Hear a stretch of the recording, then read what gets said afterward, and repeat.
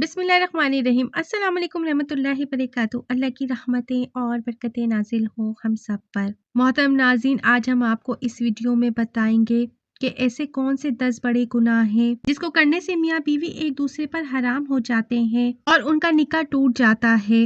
کچھ باتیں ہمارے مذہب نے ایسی بتائی ہیں کہ آج کے لوگ اس کو تنگ نظری کہتے ہیں، لیکن میں آج آپ کو پوری ذمہ داری سے اللہ تعالیٰ کی بتائی ہوئی حدود بتاؤں گی کہ جس سے تجاوز کرنے سے میاں بیوی ایک دوسرے پر حرام ہو جاتے ہیں۔ آپ اس ویڈیو کو مکمل دیکھیں تاکہ آئندہ ان باتوں کا خیال رکھ سکیں۔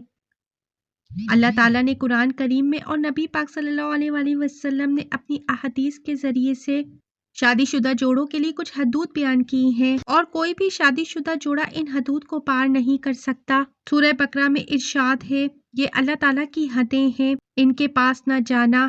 آج کی اس ویڈیو میں ہم جن حدود اور غلطیوں کے بارے میں آپ کو بتانے جا رہے ہیں وہ غلطیاں یہ ہیں کہ میاں یا بیوی ان غلطیوں میں چاہے دانستہ طور پر ملوث ہوں یا غیر دانستہ طور پر، میاں بیوی کا نکاح ٹوٹ جاتا ہے اور بیوی میاں کے لیے ہمیشہ کے لیے حرام ہو جاتی ہے۔ اس لیے ان غلطیوں اور حدود کے بارے میں جاننا ہر شادی شدہ جوڑے کے لیے لازم ہے تاکہ وہ اپنے آپ کو ایسی غلطیوں اور گناہوں سے دور رکھ سکیں، تاکہ ان کی زندگیوں میں ایسی نوبت نہ آنے پائے کہ یہ غلطیاں اور گناہ کون کون سے ہیں، بارے میں ہم مکمل تفصیل بیان کرتے ہیں۔ نکاح ٹوٹنے کی سب سے پہلی وجہ اسلام میں جو بیان کی گئی ہے وہ موت ہے۔ میاں یا بیوی میں سے جیسے ہی کسی ایک کی روح پرواز کر جائے تو اسی لمحہ نکاح ختم ہو جاتا ہے اور بیوی شوہر پر حرام ہو جاتی ہے۔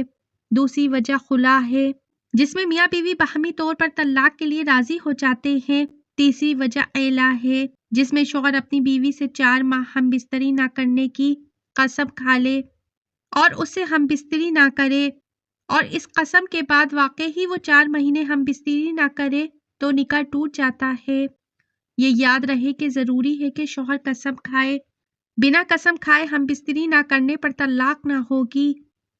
چوتھی وجہ جس سے نکاح ٹوٹ جاتا ہے وہ ہے لعان، جس میں شوہر اپنی بیوی کو زنا کرتے ہوئے دیکھ لے، اور لعن یہ ہے کہ شوہر 5 دفعہ قسم کھا کر بتائے کہ میں اپنی بات میں سچا ہوں اور اگر میں جھوٹ بولوں تو اللہ کی مجھ پر لعنت ہو۔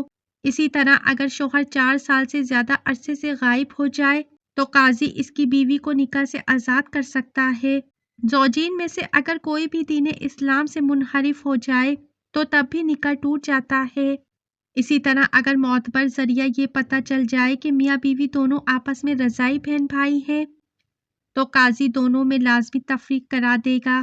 یہ یاد رہے کہ اللہ نے رشتوں کی حدود قائم کی ہیں اور رشتوں کا آپس میں تقدس بیان کیا ہے۔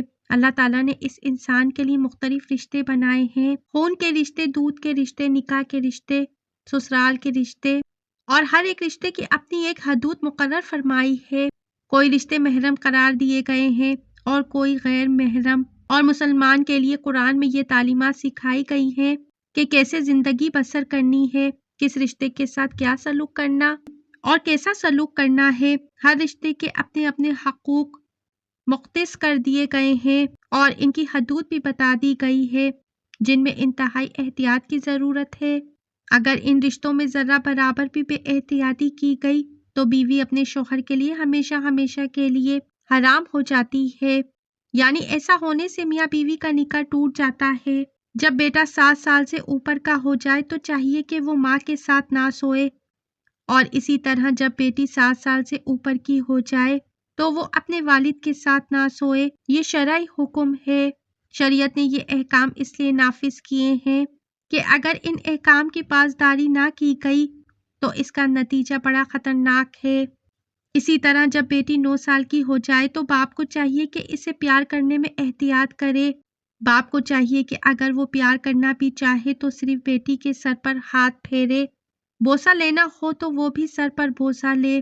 اسی طرح باپ کو چاہیے کہ اپنے جسم کو بیٹی کے جسم سے دور رکھے، کیونکہ اگر یہ احتیاط نہ برتی گئی تو کہیں باپ نے بیٹی کو ایسے پیار کر لیا کہ باپ کی شہوت یا بیٹی کی شہوت ابھر گئی تو اس صورت میں اس شخص کے لیے اپنی بیوی یعنی اس کی بیٹی کی ماں ہمیشہ کے لیے حرام ہو جائے گی اور اس کا نکاح ٹوٹ جائے گا۔ اور یہ حکم ماں اور بیٹے کا بھی ہے۔ اسی لیے ہماری اپنی بہنوں سے گزارش ہے کہ وہ بھی اپنے بیٹوں سے پیار کرنے میں احتیاط برتیں، احکام شریعت کے مطابق ان کو اپنے بستر سے اور اسی طرح بہنوں کے بستر سے دور رکھیں۔ آج کل دین سے دوری اور اسلامی تعلیمات کو نہ سیکھنے کی وجہ سے پہلے لاڈ پیار میں بچوں کو بگاڑا جاتا ہے، ان کو ان کی حدود نہیں بتائی جاتی اور پھر بعد میں رونا رویا جاتا ہے کہ وہ بے سود ہوتا ہے۔ اسی لیے ضروری ہے کہ بیٹے کو 7 سے اوپر ہونے پر باپ کے پاس سلایا جائے، ماں کے پاس نہ سلائیں، اور بیٹی ماں کے پاس تو سو سکتی ہے لیکن باپ کے پاس نہ سوئے۔ اسی طرح ایک اہم رشتہ ساس اور داماد کا ہے۔ اگر نکاح کے بعد شوہر اپنی ساس کو ماں سمجھنے کی بجائے بدنیتی سے کام لے جس سے وہ ایک دوسرے کے قریب آ جائیں اور ان میں شہوت آ جائے تو بیوی اس پر ہمیشہ ہمیشہ کے لیے حرام ہو جاتی ہے۔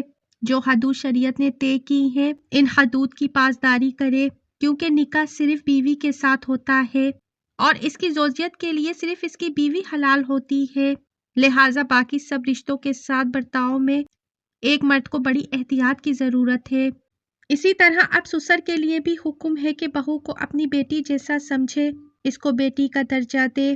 اب جس کو دین کی سمجھ ہوگی اس کو شریعت کی سمجھ ہوگی تو وہ ان رشتوں میں جو فاصلہ طے ہے ان کی پاسداری کرے گا، لیکن جو شرعی حصول سے ناواقف ہوگا وہ ان کی پاسداری نہیں کرے گا۔ اسی طرح اگر سسر اور بہو میں شہوت کا رشتہ قائم ہو جائے تو تب بھی نکاح ٹوٹ جاتا ہے۔ آج کل کے رشتوں میں تو پہلے بے تکلفیاں اختیار کی جاتی ہیں اور جن بے تکلفیوں کو برا نہیں مانا جاتا اور بعد میں اس حد تک چلے جاتے ہیں کہ لوگ اپنا نکاح ہی توڑوا بیٹھتے ہیں۔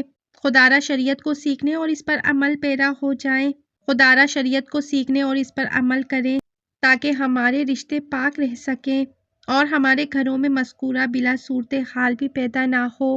سب سے بہتر راستہ یہ ہے کہ کبھی بھی دو مخالف ہم جنسوں کو اکیلے بیٹھنے کا موقع نہ دیا جائے، کیونکہ ان میں تیسرا شیطان ہوتا ہے جو کہ کسی بھی پاک رشتے کو ختم کر سکتا ہے۔ اے اللہ پاک ہمیں شیطان کے وسوسوں سے دور رکھنا اور ہمیں ہمارے رشتوں میں پاک دامنی عطا فرمانا، آمین ثم آمین۔ محترم ناظرین، کمنٹ باکس میں حضور محمد صلی اللہ علیہ وآلہ وسلم کا کوئی ایک نام ضرور ٹائپ کیجئے اور اپنی رائے کا اظہار ضرور کیجئے۔ جب آپ اپنی رائے کا اظہار کرتے ہیں تو اس سے ہمیں خوشی اور موٹیویشن ملتی ہے۔ چینل کو ضرور سبسکرائب کریں، بیل آئیکن پہ ضرور کلک کریں تاکہ میری آنے والی ویڈیو کا نوٹیفیکیشن بر وقت آپ کو ملتا رہے۔ خوش رہیں، اپنا بہت سا خیال رکھیں۔ زندگی رہی تو پھر ملیں گے معلوماتی ویڈیو کے ساتھ۔ اللہ حافظ۔